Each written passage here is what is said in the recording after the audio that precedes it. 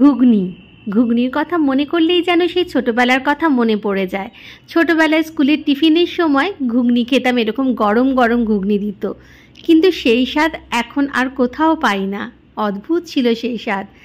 মাঝে মাঝে তাই এখনও বাড়িতে ঘুগনি খেতে ইচ্ছে করে। লুচি, রুটি, পরোটা দিয়ে খেতে তো ভালোই লাগে, শুধু মুখেও খাওয়া যায়। খুবই সাধারণভাবে আমি ঘুগনিটা বানিয়ে থাকি, জানি না সেই স্বাদ হয় কি না, তবে নেই মামার চেয়ে কানা মামা ভালো বলে না। আমার বাড়ির সবাই ঘুগনি খেতে ভালোই বাসে, তাই মাঝে মাঝেই বানিয়ে থাকি। মটরটা আমি কিন্তু রাতে ভেজাতে একদমই ভুলে গেছিলাম, সকালবেলা তাই গরম জলে একটু ভিজিয়ে রেখেছিলাম। তারপর প্রেশারে আমি একটুখানি হুইসেল দিয়ে দেবো, 3টে কি 4টে।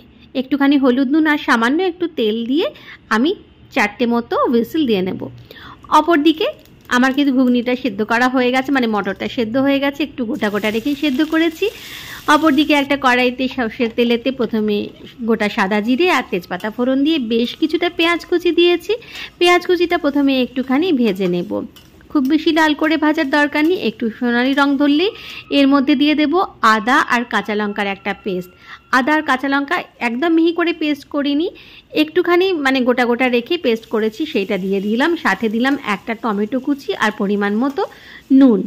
এবারে খুব ভালো করে নেড়ে চেড়ে নিচ্ছি যাতে টমেটোগুলোও গলে যায় আর পেঁয়াজটাও ভাজা হয়ে যায় সুন্দরভাবে। এরপর দিয়ে দিচ্ছি এতে বেসিক মশলাগুলো, হলুদ গুঁড়ো, লঙ্কা গুঁড়ো আর সেই ভাজা মশলাটা যেটা ঘুগনির স্বাদকে দ্বিগুণ করে দেয়। ধনে, জিরে আর শুকনো লঙ্কা আমি একটু ভেজে রেখেছিলাম, সেইটা বেশ কিছুটা মানে প্রায় 1.5 চামচ মতো দিলাম। সাথে দিলাম বেশ কিছুটা চাট মশলা আর একটুখানি চিনি গুঁড়ো। হ্যাঁ, চাট মশলার জায়গায় কিন্তু এখানে তেঁতুলের কাঠটা বার করেও দেওয়া যেতে পারে। আজকে আমার কাছে তেঁতুলের কাঠ ছিল না, তাই আমি একটু বেশি করে চাট মশলা দিয়েছি।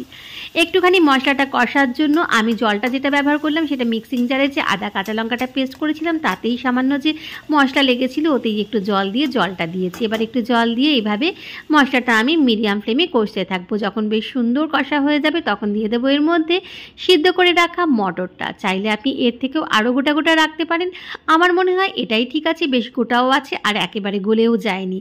সব কিছু নেড়ে চেড়ে নিলাম ভালো করে, ব্যাস আর কিছু না, ফুটে উঠবে। শেষকালে দিয়ে দেবো একটুখানি গুঁড়ো গরম মশলা।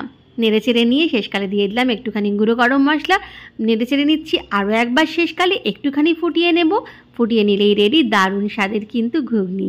চাইলে এখানে আবারও বলছি তেঁতুলের কাঠ ব্যবহার করতে পারেন, সেটার স্বাদ কিন্তু আরও দ্বিগুণ মাত্রায় বাড়িয়ে দেয়। ঘুগনি একদম রেডি, ওপর থেকে একটু ধনেপাতা কুচি ছড়িয়ে দিন যদি ভালো লাগে, না ভালো লাগলে কিচ্ছু দেওয়ার দরকার নেই, শুধু মুখেই কিন্তু খাওয়া হয়ে যাবে।